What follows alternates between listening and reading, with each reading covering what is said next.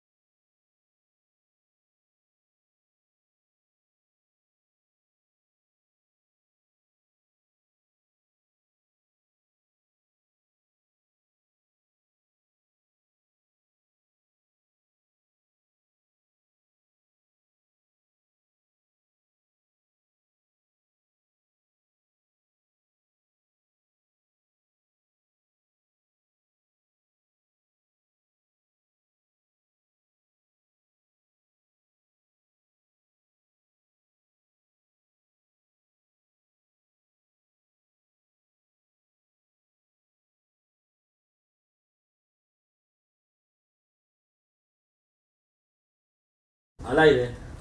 Bien, continuamos con Hecho y Derecho. Ya estamos con nuestro invitado, Javier Priale. ¿Qué tal? Bienvenido al programa. ¿Qué tal, Alejandro? Yanela, buenos días. Muchas gracias por la invitación. Bien, el tema es controvertido. Creo que hay posturas, inclusive totalmente contrarias con respecto al tema de las remuneraciones. Y justamente quería invitarte, Javier, a que veamos un pequeño video que se ha hecho el equipo de producción de Hecho y Derecho, para que podamos analizarlo y empezar a debatir sobre este tema de los salarios o sueldos en nuestro país. Bien, por favor, Acción que establezca lineamientos claros y objetivos para la elaboración de escalas salariales en el sector privado y público. ¿Dónde reside el principio y derecho de igualdad cuando observamos que aún existen las diferencias remunerativas? Estas son solo algunas dudas que nos planteamos, pues la legislación en el caso de los servidores públicos solo se limita a normar el piso mínimo y el tope máximo de remuneración. Ello ocasiona que las escalas varíen sustancialmente de una entidad a otra, e incluso dentro de una misma organización, lo cual transgrede el derecho a la igualdad remunerativa. La distinción salarial no solo se da en la mayor remuneración mensual que perciben los servidores públicos sujetos al régimen de la actividad privada, sino también a otros beneficios como son las gratificaciones por fiestas patrias y Navidad, o la compensación por tiempo de servicio, CTS. Debemos recordar que la escala debe respetar el derecho a la remuneración mínima vital de los trabajadores sujetos al régimen laboral de la actividad privada, aprobado por Decreto Supremo número 004-2018-TR durante el gobierno de Pedro Pablo Kuczynski, cuyo monto es de 930 soles mensuales.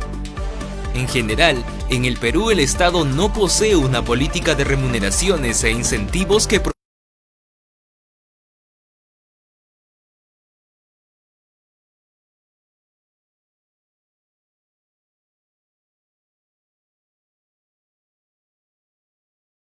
existen políticas que fomentan la competitividad basada en incentivos remunerativos, los cuales no tienen límite. Ocurre lo contrario en el sector público.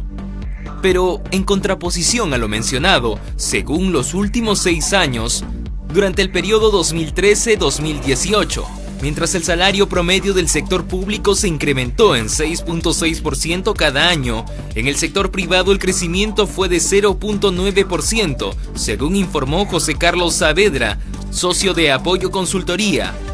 Con ello, Saavedra señala que el año pasado el salario mensual del sector público logró un alcance a los 2.450 soles, superando por 100 soles a la remuneración del sector privado. Es decir, el salario promedio del sector público creció a una tasa 7 veces mayor que el sector privado.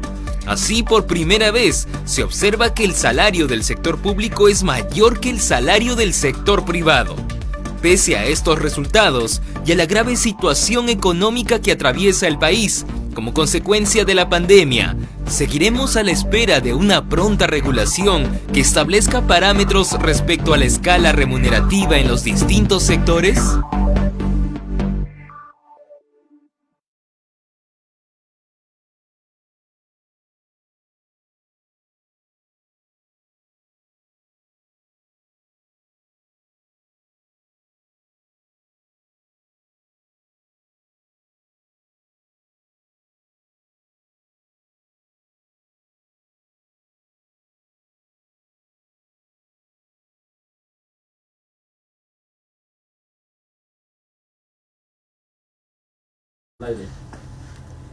Bien, espero que los que nos están viendo en este momento puedan participar, nos puedan hacer los comentarios, qué opiniones tienen ellos, qué perciben de las diferencias de los sueldos. Bien, comencemos con el debate. Ok, Javier, una de las preguntas más comunes que se ve es que si en el sector público y privado las remuneraciones deberían ser igual. Es muy difícil que esto suceda, porque las variables con las que trabaja el sector público y el sector privado son totalmente distintas. Los objetivos son diferentes. Mientras que el sector privado busca tener rentabilidad y estamos en un mercado, no es un libre mercado, constitucionalmente somos una economía donde el Estado interviene solamente cuando el privado no puede hacerlo. Claro. Y la competencia es lo que rige el mercado, entonces que el Estado entre a decirte cuánto tienes que ganar sería muy difícil, aunque lo hace indirectamente a través de la remuneración mínima, ¿no? Lo he mencionado en el informe. Indirectamente te pone una base que en muchos casos incluso eso es debatible, porque ¿por qué 930 y por qué no 1000 y por qué no 800 y por qué no en la selva un sueldo y por qué no en el sur otro, si los costos de vida son diferentes? Claro. No es lo mismo vivir en Lima que vivir en Amazonas o vivir en Puno, donde las cosas cuestan distinto, donde el costo de vida es diferente, donde el metro cuadrado de terreno es diferente. Entonces tener una sola remuneración en el país es muy difícil, ¿no? Pues básicamente partiendo por esta idea inicial de que las formas de actuar del Estado y del privado son totalmente diferentes. En el Estado, por ejemplo, es responsable principalmente de salud y educación. Se regula, la carrera docente tiene una escala de remuneraciones, en el sector salud también se hace ese esfuerzo. A pesar de eso hay muchos huecos que se hacen o normativa exagerada que evita incluso que los sueldos vayan incrementándose. Hay un famoso artículo 6 en la ley de presupuesto que ha restringido por mucho tiempo la negociación colectiva, por ejemplo, en el Estado. Pero a pesar de eso se contrata gente. O sea, supuestamente no se puede contratar más personal, porque eso dice la ley, pero como es tan rígida la norma, le sacan la vuelta con otro tipo de contratos, lo cual termina precarizando, hablando del Estado, ¿no? Y lo mismo pasa en el sector privado. En el sector privado hay tantas normas y tantas obligaciones, ¿no? Todos quieren ser formales, pero ¿cuánta gente es formal en el Perú? No, la mayoría no está dentro de la formalidad. Exactamente, solamente 3 de cada 10 trabajadores son formales, porque la mayoría de gente prefiere trabajar prefiere trabajar en la informalidad que trabajar en la formalidad. Hay muchísimos casos de gente donde tú le dices, mira, yo te puedo pagar 2.000 soles informal, o sea, así nomás, ¿no? Te pago 2.000 soles así nomás. Pero si te pago beneficios, tu sueldo mensual es 1.500. Pero en realidad el costo es el mismo, porque tu sueldo en el año termina siendo el mismo. Solamente que te lo están prorrateando porque te van a pagar CTS, gratificaciones, y termina siendo lo mismo. Entonces, estos llamados beneficios sociales en muchos casos terminan siendo más un ahorro para el trabajador, porque lo usa en julio y en diciembre, y si sale del trabajo el CTS le sirve como una especie de seguro de desempleo. Entonces, ahí vemos que la situación no es tan sencilla como decir, hoy vamos a poner el sueldo igual para todos, ¿no? O sea, no es lo mismo trabajar en minería que trabajar haciendo zapatos. Definitivamente, entonces, los montos son totalmente distintos. Exactamente. Ahora, por ejemplo, hay muchos que reclaman, ya viéndolo, digamos, del escenario de los profesionales de la salud, ¿no? Estamos viendo, por ejemplo, en MINSA, un profesional de la salud tiene un sueldo, en el salud tiene un sueldo mayor, ¿no? E inclusive dentro del mismo salud y MINSA, el trabajador CAS no gana lo mismo que un trabajador del 276 o 728, a pesar de que hacen lo mismo, ¿no? Y muchos de ellos empiezan a decir, oye, pero entonces ¿quién tiene que regularlo? ¿Es culpa de mi colegio profesional? ¿O es culpa del presidente? ¿O es culpa del sindicato? O sea, buscan al culpable. ¿Realmente existe un culpable de esto? El responsable es el Estado. En el sector salud, acá hay un tema. Salud y educación son dos sectores particulares, digamos, ¿no? Si bien hay también servicios de salud privado, el llamado a ofrecer el servicio de salud en cualquier país en realidad es el Estado, ¿no? Constitucionalmente es un derecho el acceso a la salud de cualquier persona, salud y educación. Entonces, el principal proveedor de este servicio en el Perú, y en cualquier país en realidad decente, es el Estado. Y el responsable de que haya una política remunerativa, de que exista una carrera en ambos casos, pues es el Estado, ¿no? Es el llamado a ordenar esta situación. Si bien es cierto, los sueldos aún no son totalmente, digamos, en el nivel que se esperara, o que se espera, ha habido un avance, y eso es algo que no se puede negar, ¿no? Hasta hace algunos años, por ejemplo en el sector salud, había mucho desorden en el tema de muchos bonos que eran no pensionables. Entonces, claro, salió un médico y te decía, mira, yo gano 1.500 soles. Claro, ganaba 1.500 soles como básico, ¿no? Pero sobre eso tenía lo que llamaban en ese entonces las AETAs, ¿no? Claro. AETA 1, AETA 2, AETA 3, y su sueldo en realidad no era 1.500. No era real. No era real. O sea, ganaban 4.000 soles, voy a poner un número, ganaban 4.000 soles, pero sus descuentos se hacían sobre 1.500. Entonces, cuando llegue la edad de jubilación, va a tener va a tener una pensión como si toda su vida hubiera ganado 1.500, pero en la realidad su sueldo era 4.000. Y cuando se hizo el cambio, recuerdo, creo que en el 2013 o 2014, dijeron, bueno, entonces el básico va a ser, 4.000 soles. Ese va a ser el básico. Y después salieron a decir, oye, pero ahora estoy ganando menos que antes. Claro, es lógico, porque antes te descontaban solo sobre 1.500, sobre 1.500, y ahora te descuentan sobre 4.000.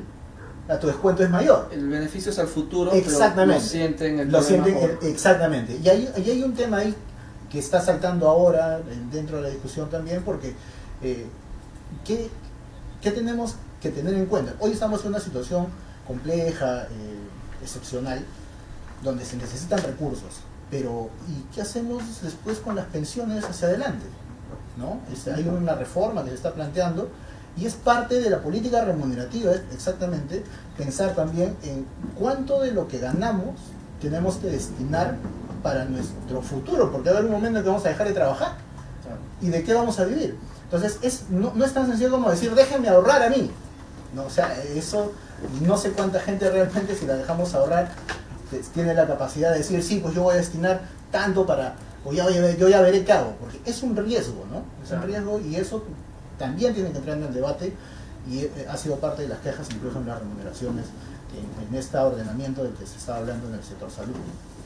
Así es. Ahora, inclusive en los colegios profesionales, por ejemplo, el colegio de abogados tiene una tabla de supuestos honorarios que deberíamos cobrar los abogados ante cada circunstancia.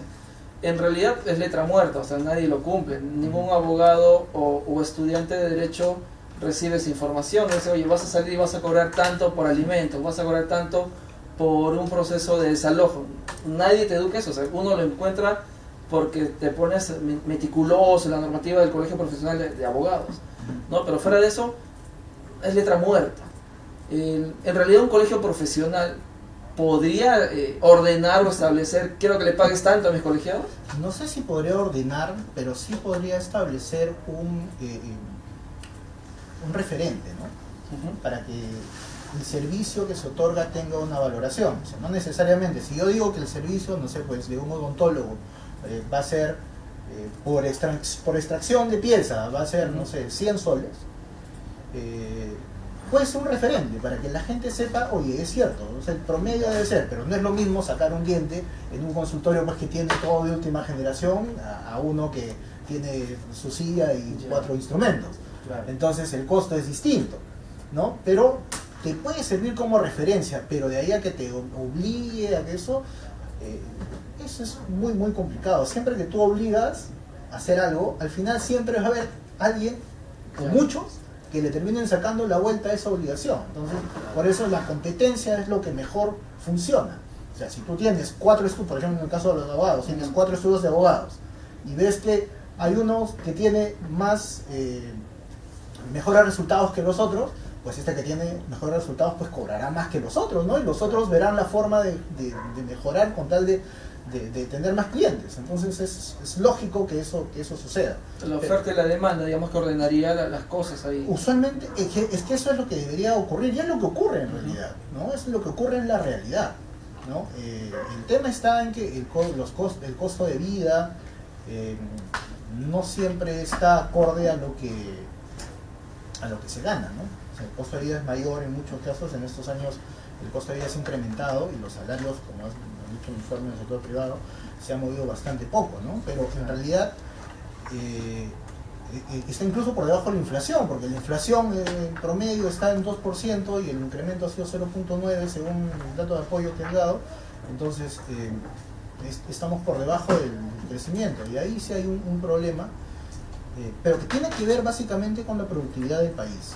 O sea, un tema que hay que tomar en cuenta a nivel económico es que mucho de lo que se gana, de lo que se invierte, tiene que ver con cuál productivo puedes ser tú. O sea, si yo en un año vendo, no sé, 300 cosas, al año siguiente vendo 320, pues tengo un margen y voy a necesitar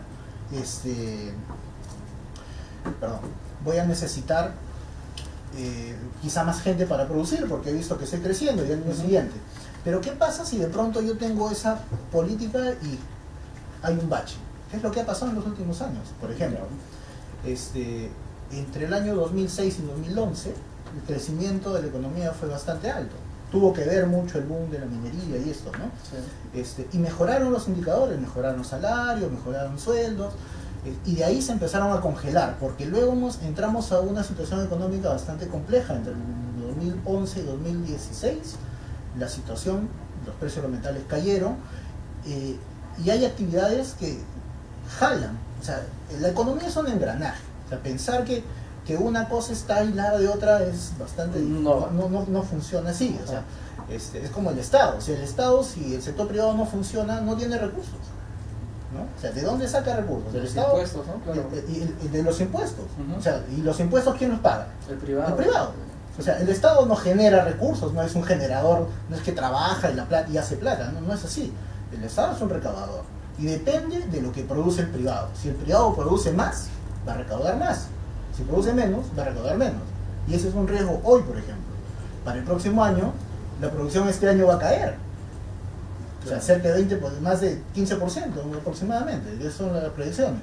Entonces, el próximo año es lógico que la recaudación caiga. Vamos a estar en un problema financiero. Digamos que hoy en día, por ejemplo, ante la crisis de COVID, el sector privado está totalmente golpeado. Así es. Muchas empresas han quebrado, negocios que se han cerrado, algunos han podido cambiar de rubro y reubicarse, ¿no?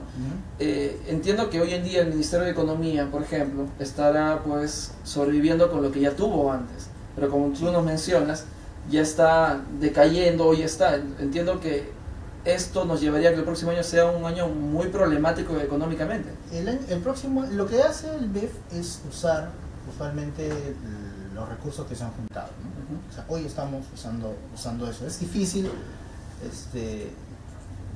va a sonar a una defensa del MEF en realidad, pero es difícil que quien administra la plata le dé a todo el mundo. El trabajo del MEF y de cualquier persona que hace finanzas es decirle no a la gente. O sea, yo tengo esto, tú me pides, yo tengo acá, tú me pides acá, hoy no te puedo dar esto. Pues. Yo tengo esto, y sobre esto trabajamos. Claro. ¿No? Por más que me grites, voy a ser el maldito, pero tengo esto. O sea, yo no te puedo dar acá, porque mi presupuesto no me da. Es el rol que asume. Es el rol que asume. Siempre lo van a golpear, y va a ser así. Es su rol. Y encima que tiene esto, tienen que ahorrar. O sea, imagínate, ¿no? O sea, y ese es el rol. Por eso es que dicen que el Perú tiene fortaleza fiscal, porque en los últimos años ha sido bastante estricto con esto. O sea, tengo esto y no me paso de esto. Y encima ahorro. Porque si no hubiésemos hecho esa política, hoy no tendríamos recursos para ahorrar. Cuando se habla y se dice, tenemos fortaleza fiscal, fortaleza macroeconómica, es precisamente porque en los buenos momentos ha habido una política de ir juntando, y hay determinada holgura para gastar. Mira, solamente en salud este año el presupuesto se ha incrementado en 5.500 millones de soles.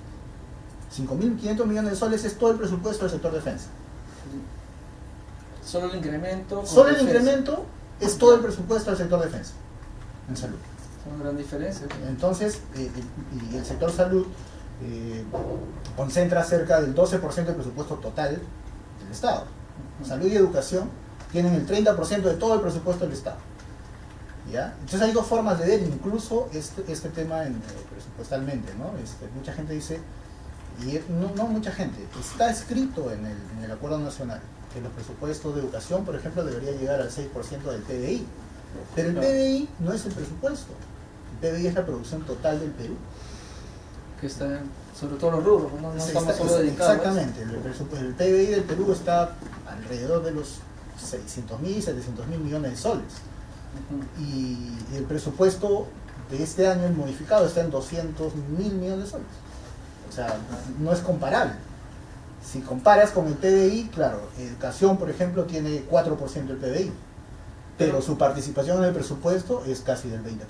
Claro, esa parte ya es entendible, hay cifras y todo esto, pero no es un poco injusto, a ver, viéndolo en macro, ¿ya? Las personas, alguien que trabaje, un médico en una clínica, con el médico de salud, tiene remuneraciones distintas. Sí. Una persona, por ejemplo, que tenga un título universitario, está trabajando, y luego ve, ¿no?, que de repente nuevo ministro, y el ministro es alguien que no tiene títulos, no tiene licenciatura, está como bachiller, y está ganando mucho más que este profesional, que ha estado por años en su carrera y todo esto. El Estado no debería ahí decir, oye, acá hay que poner una línea de cuánto debería ganar por lo menos el ministro que ingrese y no tenga los títulos reconocidos. No. Yo entiendo que hay mayor responsabilidad en el puesto, pero no tiene los títulos para poder uno buscar cierta equivalencia económica. Acá hay una cosa que hay que tener claro, por ejemplo, en este caso del tema de los ministros. Ujú. El tema de los ministros, un ministro no es nombrado por sus características técnicas, ojo. Ya. Un ministro es un actor político. Sí, bueno, Es la un cargo principal político. cara política de un sector. Entonces, el rol que tiene el ministro es un rol eminentemente político, ¿no? Podemos tener un presidente que no tiene estudios. Hugo Ollanta era militar, Ok. ¿no? Sin mayores cartones, sin mayores grados, y ha sido presidente de la República. Hoy tenemos un ingeniero, hemos tenido un economista.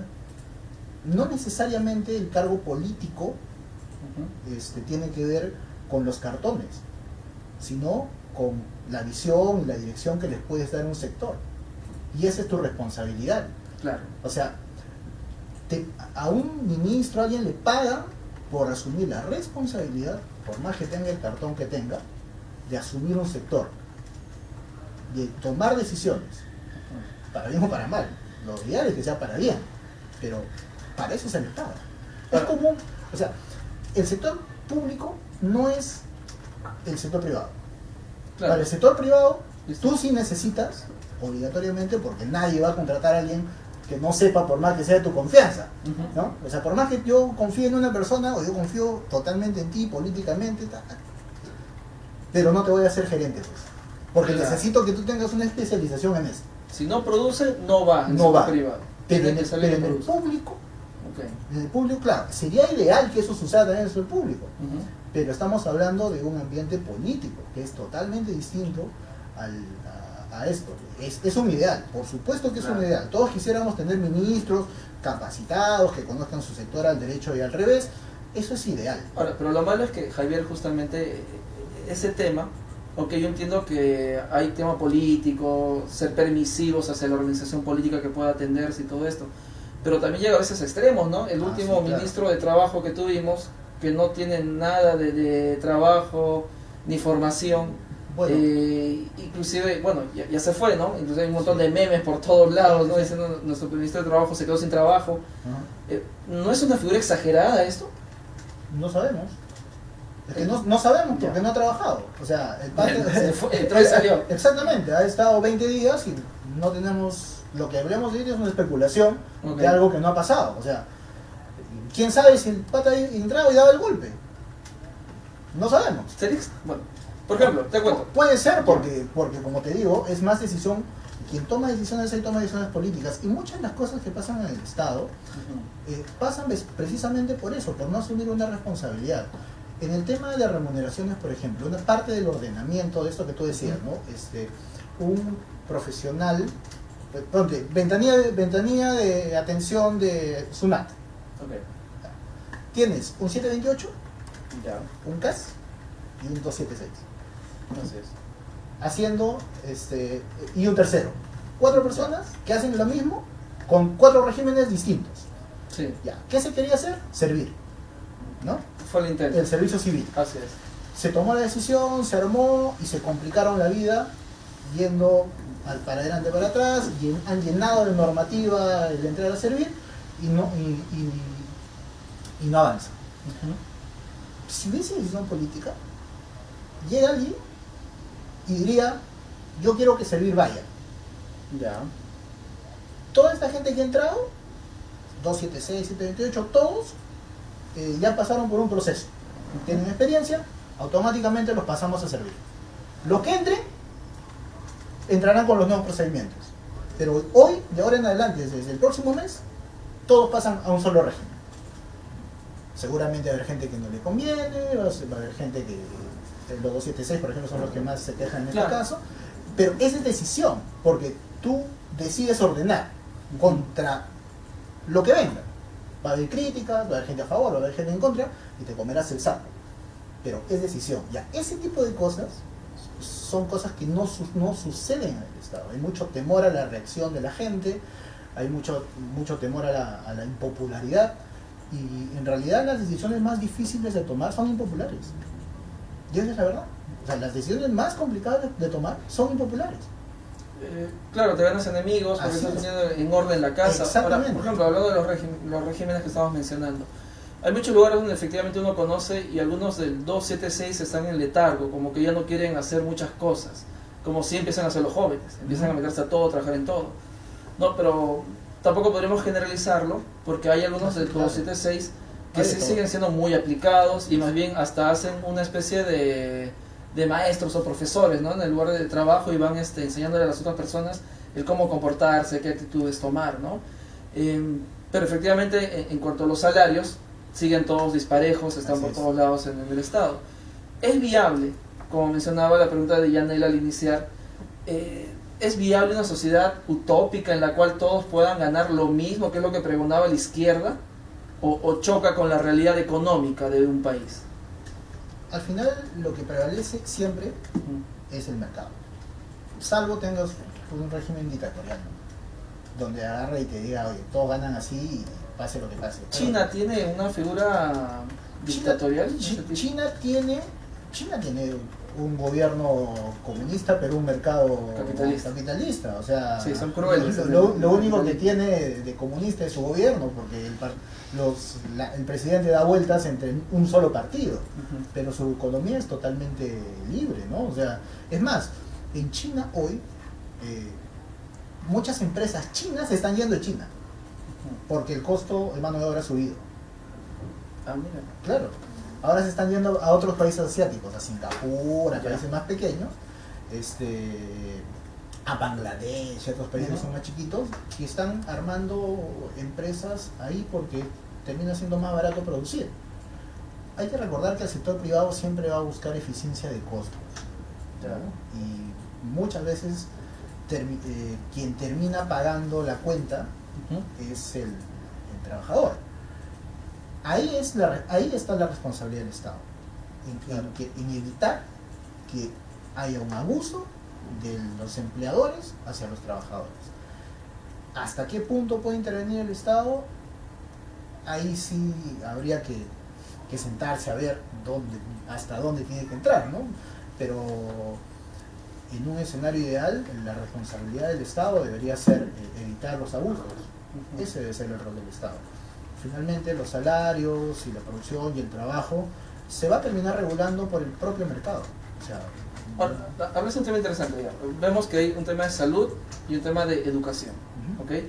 La educación por los maestros, los profesores, y también un tema con las universidades, en la cual algunas universidades te cobran lo que desean, algunas te cobran menos, otras te cobran más, ¿no? Yanela, tú como estudiante que has estado pues en una universidad, ahora ante todos estos temas has hecho traslados a otras universidades, con tus compañeros, ¿qué opiniones han tenido de eso de que las pensiones sean distintas también? O sea, ¿el Estado no podría regular eso? A ver, ¿cómo qué opinas de eso?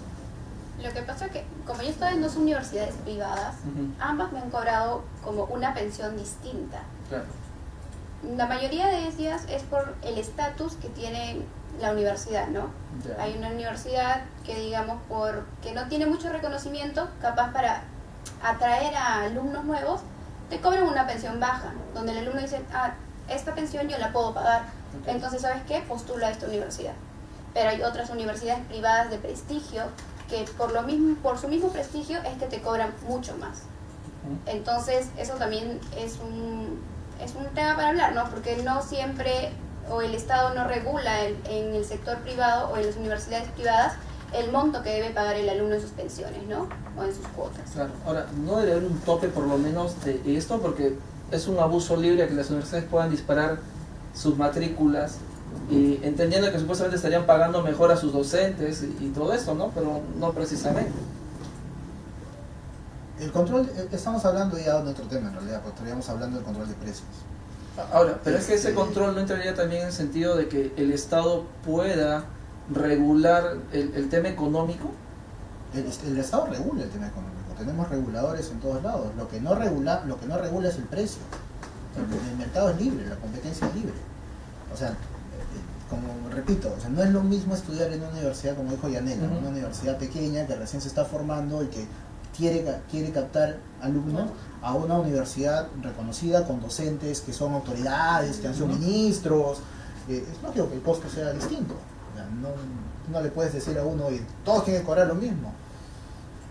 Lo primero que va a hacer la reconocida es decirte, bueno, yo no puedo seguir con esto, me voy. O sea, es lo lógico que pensaría cualquiera si le dices, oye, yo quiero que tú vendas un producto a X precio. ¿Y por qué?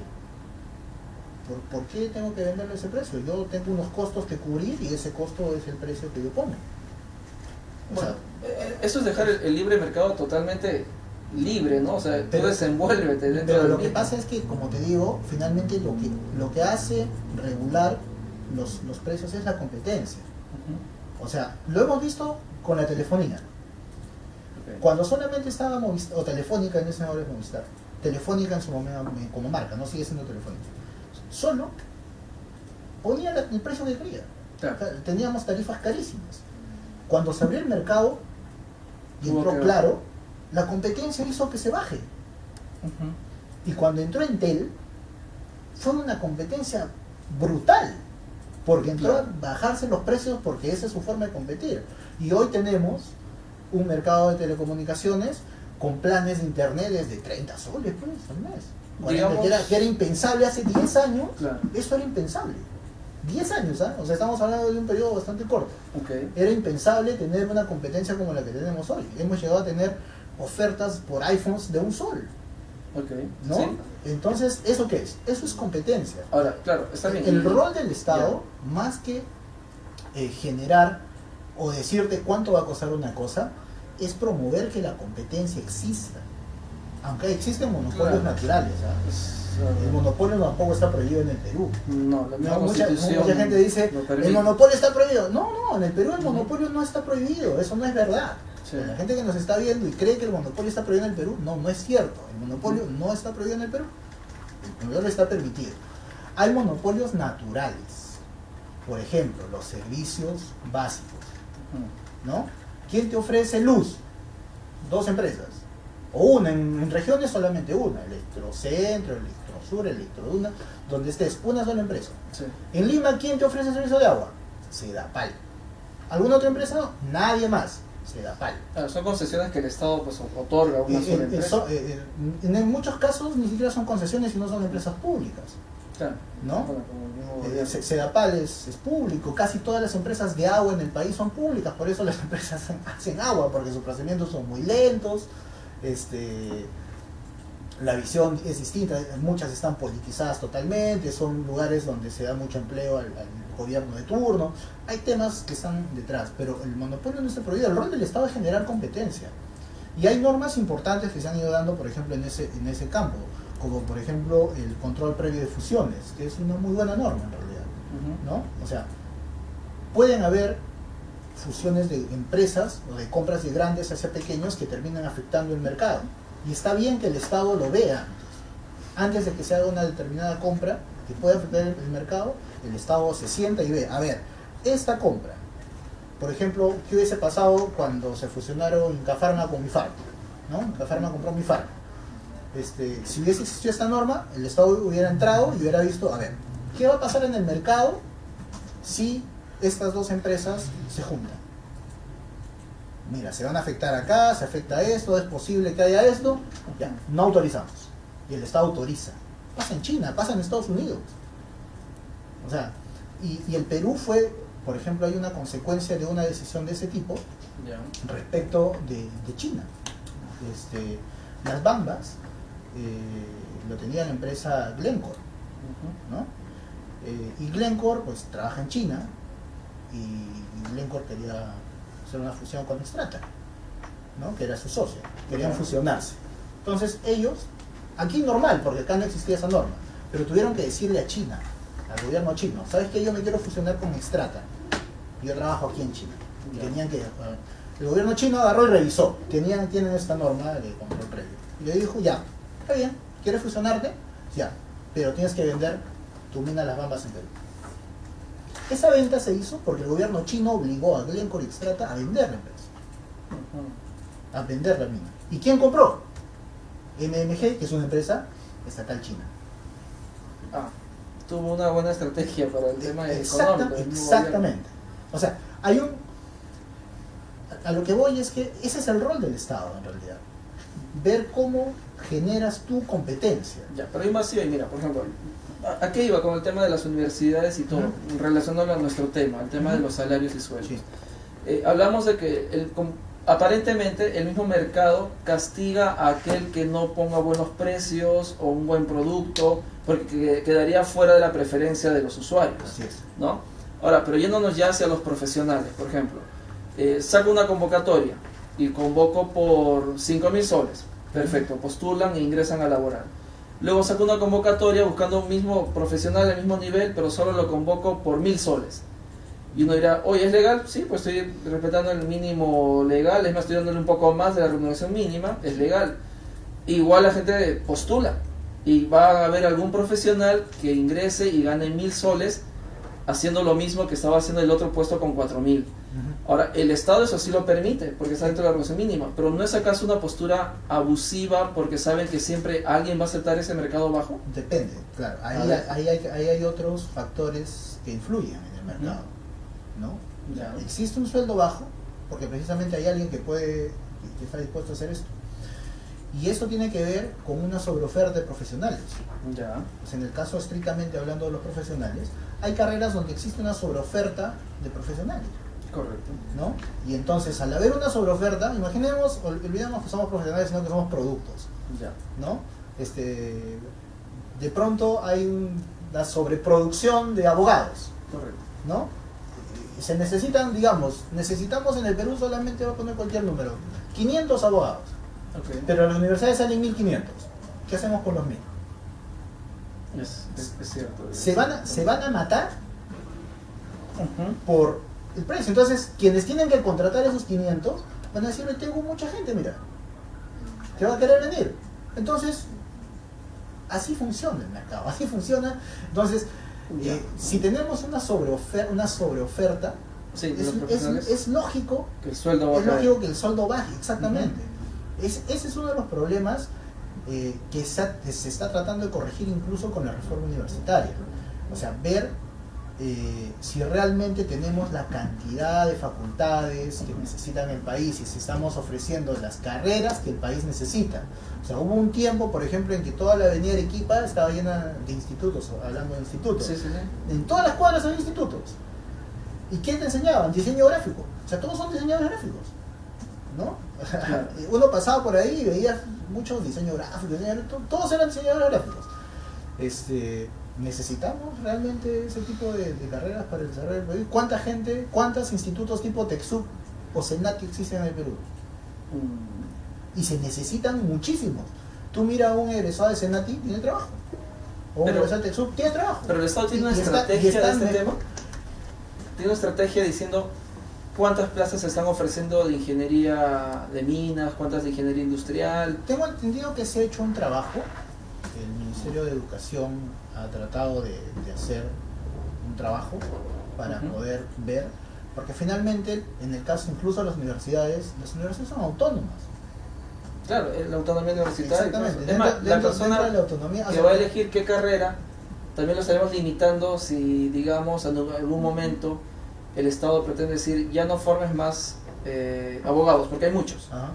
Estaríamos también vulnerando ya el Así derecho de la Por libre eso te digo, determinación de esa es persona. un tema más complejo que Ujú. simplemente decir vamos a poner un sueldo e intervenir en esto. Porque claro, hay otros factores detrás como este, ¿no? Y a lo largo interviene también el tema del suelo, por lo que estamos viendo. Sí, claro. O sea, tiene que ver, pero Sí. es una intervención indirecta, no necesariamente Ok. tiene que ver con que yo voy a decir y voy Sí. a hacer esto. O sea, existen mecanismos para poder regular el mercado, Ujú. pero muchas veces no se piensa en estas cosas porque, bueno, el día a día termina absorbiendo y hay otros temas que Sí. de urgencia también que cubrir, pero ya eso iba cuando hablábamos hace un momento del tema de visión de los ministros, por ejemplo, ¿no? Ujú. No necesariamente tiene que ver ser un profesional a uno, pero si tiene visión de cómo solucionar determinados temas, pues su gestión posiblemente sea mucho mejor que la de un Acartonado. connotado acartonado, Ujú. ¿entiendes? O sea, tiene, Sí, que, sí, eso tiene, entendí. tiene que ver más con la visión que uno pueda tener del país y los objetivos que con un cartón propiamente dicho, ¿no? O sea, no necesariamente hemos tenido presidentes de Harvard y de las mejores, Claro.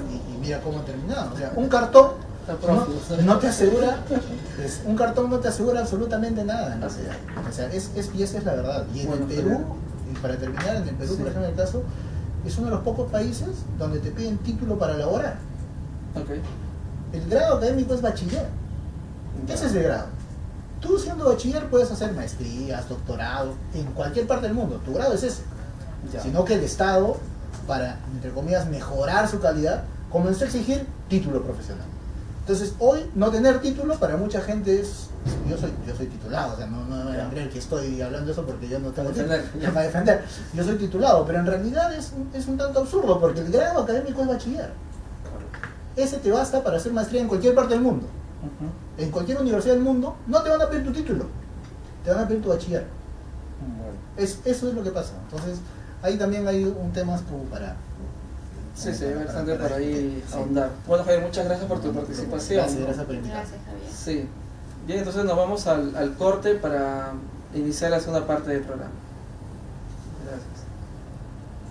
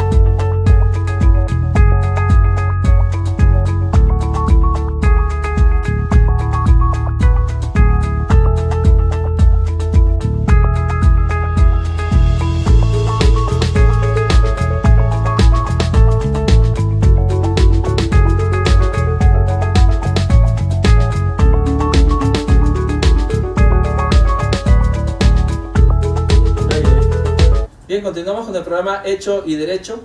Estuvo interesante la entrevista con Javier Trialé. La verdad es que el tema se pudo extender de todo un poco porque vimos que tiene muchas aristas. El tema de hablar de un salario conveniente, no conveniente, o un salario en por qué se distingue entre unos profesionales y otros. Y la verdad es que es un tema muy complejo para poder solucionarlo en un solo programa. Daría para mucho el debate. También hemos seleccionado un tema que es importante, que tiene que ver justamente con la salud de los niños, ¿no? ¿De qué estaríamos hablando, Macy? De un proyecto de ley, mejor dicho, ya ha sido aprobado este Ok. proyecto de ley ante el Congreso, el cual es una ley que beneficia a los menores de edad que lamentablemente padecen de cáncer. Correcto, y justamente el equipo de producción ha elaborado un video para que podamos visualizar de qué es lo que vamos a poder hablar en este blog. Bien, por favor. Una larga lucha por conseguir una ley de salud oncológica que ampare a los niños y niñas, el Congreso aprobó la Ley de Cáncer Infantil que permitirá mejorar el acceso al diagnóstico temprano y fortalecer el tratamiento oportuno para esta enfermedad. El objetivo de la ley es garantizar la cobertura universal de salud para el diagnóstico precoz y todos los tratamientos de cáncer en niños y adolescentes, independientemente de que cuente o no con un seguro de salud. Incluye también a pacientes que cumplen la mayoría de edad en pleno tratamiento. En el Perú, los cánceres que más afectan a los niños son leucemia, tumores cerebrales o linfomas, principalmente, y su tratamiento es ofrecido en hospitales públicos, del Seguro Social o en clínicas particulares, sobre todo en Lima, lo que demanda a los pacientes de otras regiones tener que viajar constantemente a la capital. Según el Ministerio de Salud, al año se registran 1.800 casos nuevos y alrededor de una cuarta parte no son diagnosticados y la mayoría no son detectados a tiempo o no pueden continuar con el tratamiento, lo que reduce las posibilidades de sobrevivir. Como consecuencia, 5 de cada 10 niños que lo padecen fallecen a falta de un diagnóstico temprano. En ese sentido, el congresista Jorge Pérez, en una entrevista a un medio local, detalló la importancia de reducir el tiempo para el diagnóstico temprano. Lo que tenemos que hacer es agudizar todos los componentes para poder evaluar inmediatamente cualquier signo y síntoma y poder detectar de manera temprana. De esos 180 días que en la actualidad tenemos nosotros en promedio de diagnóstico, bajarlo por lo menos a la mitad. Eso nos va a dar una sobrevida del 60% adicional de lo que nosotros ya venimos trabajando durante muchos años. Por su parte, el vicepresidente de la Asociación de Hemato-Oncología Pediátrica del Perú, Iván Maza, indicó la importancia que tendrá la creación del Programa Nacional de Cáncer en Niños y Adolescentes, que estará encargado el Ejecutivo en la planificación de actividades para la mejora de la atención del niño con cáncer. Es que esta ley insta al Ejecutivo, que es el otro poder del Estado, a que tenga un programa nacional de cáncer infantil, un programa nacional de cáncer de niños y adolescentes, como ya lo tiene Chile, y que nos lleva a una distancia abismal en cuanto a posibilidades de curación de un niño con cáncer. Nuestra tasa de mortalidad es el doble de lo que tiene Chile y el que tiene Estados Unidos. Entonces, es cierto, esta ley nos va a ayudar mucho y también va a instar a que haya un programa de cáncer en niños y adolescentes, que no lo puede hacer el Congreso, pero sí lo puede hacer el Ejecutivo. Entonces lo que quisiéramos es que esta ley salga adelante para beneficiar a los niños, pero también para instar al Ejecutivo que haga un programa nacional de cáncer de niños y adolescentes, para mejorar esta estadística que es terrible, que nos pone en la cola en Latinoamérica, y que espero que el presidente actual, Martín Vizcarra, ejecute el programa, lo ponga al menos en el inicio de una mesa de trabajo, y además también el siguiente gobierno que se venga, ¿no? Porque ahí que tenemos corto tiempo actualmente. Esta ley no solo beneficia a los niños y adolescentes, sino también a los padres de familia, que ahora contarán con una licencia con goce de haber en su centro de labores, y en el caso de no contar con un empleo formal, recibirán un bono equivalente al sueldo mínimo durante el tiempo que dure el tratamiento oncológico hospitalario. Una buena iniciativa que es aplaudida por muchos en medio de una crisis de salud pública acarreada por muchos gobiernos y agravada aún más por el coronavirus.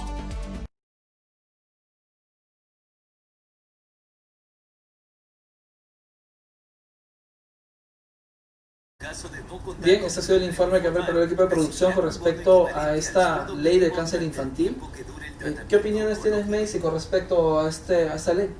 Yo creo que es estable, ya que nuestros niños tienen un proyecto de vida muy amplio, el cual no se le puede ver coartado por esta lamentable enfermedad, y me parece excelente la iniciativa que se ha tenido en aprobar esta ley, ya que procura a la salud del menor y así pueda tener la satisfacción su familia de ver la recuperación de los niños, ¿no? Y sobre todo que no se le va a poder cortar el tratamiento si es que en el interín cumplen la mayoría de edad. La ley indica de que tiene que terminar el tratamiento si es que en el interín cumple los 18 años de edad. Bien, Yanela, ¿qué apreciaciones, qué más ofrece esta normativa? Bueno, aparte, una de las incógnitas es qué pasa si el menor de edad está a punto de cumplir 18, pero aún se encuentra dentro de la minoría de edad por tener los 17 años. ¿Qué pasaría? ¿El Estado solamente va a cubrir hasta que cumpla la mayoría de edad o va a proseguir con el tratamiento? En el proyecto, o bueno, ya que se aprobó en el Congreso, se especifica, ¿no? ¿Qué pasa? Que el menor recibe el seguro que le va a dar el Estado a los 17, pero de acá a unas 2 semanas va a cumplir 18. Lo que se le plantea en esta ley es que el menor, aún así cumpla los 18 años, va a seguir con el seguro para que cubra el tratamiento hasta que termine, pues, ¿no? Hasta que se termine su tratamiento.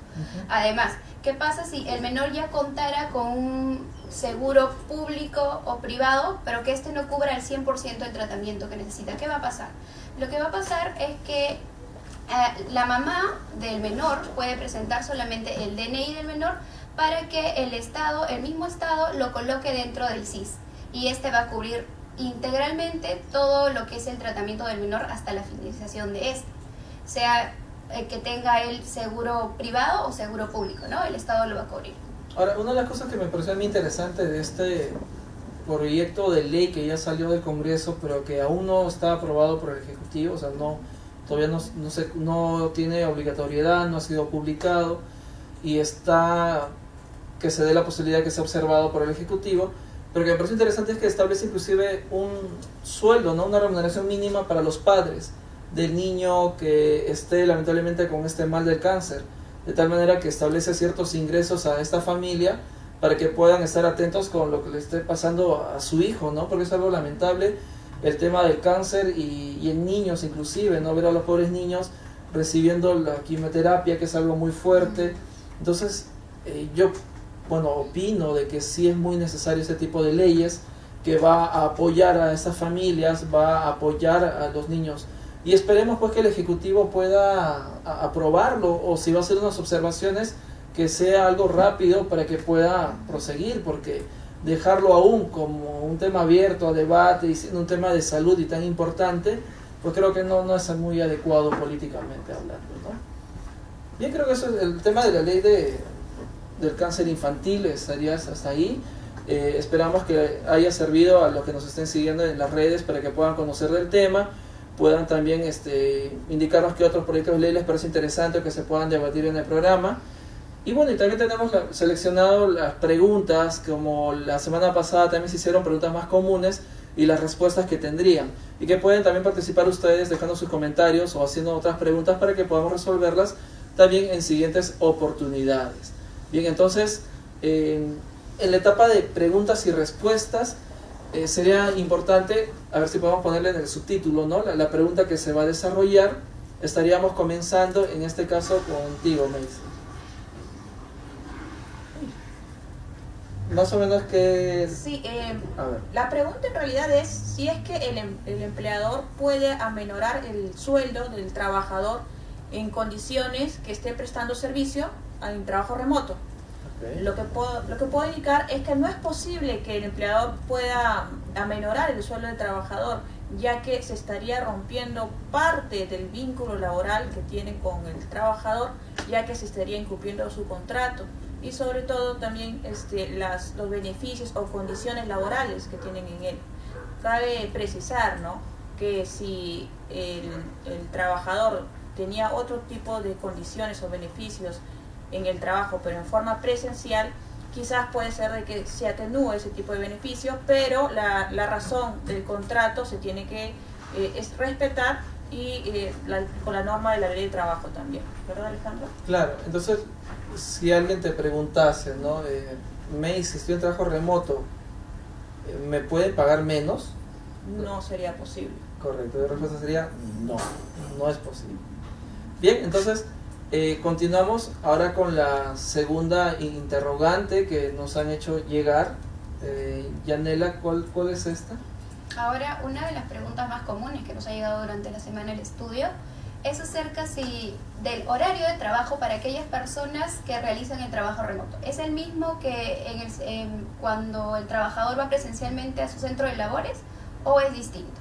Al respecto, debo indicar que el trabajo remoto, el horario de trabajo va a ser el mismo. Es decir, las partes deben ponerse de acuerdo primero que el trabajo no puede exceder las 8 horas diarias o las 48 horas semanales. Esto va a depender también de la necesidad del trabajo, pero nunca debe exceder ese límite, ¿no? Ese límite de horario de trabajo. Esto lo vamos a poder encontrar en el Decreto Supremo 010-2020, ¿no? Que nos especifica cuáles son los topes máximos de horario que el trabajador debe hacer semanalmente. Y no debe también exceder los 6 días laborales. Y en este caso, Yanela, entiendo que la pregunta que nos harían los trabajadores, ¿no? Sería, ¿tengo que cumplir mis 8 horas de trabajo en trabajo remoto? ¿Cómo es que fiscalizan que yo estoy cumpliendo las horas? ¿Cómo se daría todo este trabajo en sí? Se supone que al hacer trabajo remoto mensualmente o semanalmente, de acuerdo a cómo le convengan las partes, se tiene que enviar un informe, ¿no? De todas las labores que se ha estado realizando, las horas en las que se ha estado realizando, a fin de que el empleador pueda tener conocimiento de qué funciones ha estado realizando el trabajador, ¿no? Correcto. Bien, ahora, justamente la tercera pregunta también está en la misma relación cuando estamos hablando de trabajo remoto. En este caso, la tercera pregunta es, ¿me corresponderían los feriados no laborables en el trabajo remoto? ¿Cuándo es que tenemos los feriados no laborables? Bueno, el gobierno cada año va a emitir una norma en la que nos menciona qué feriados tiene el Estado, ¿no? Y es el día que supuestamente los trabajadores no deben de laborar.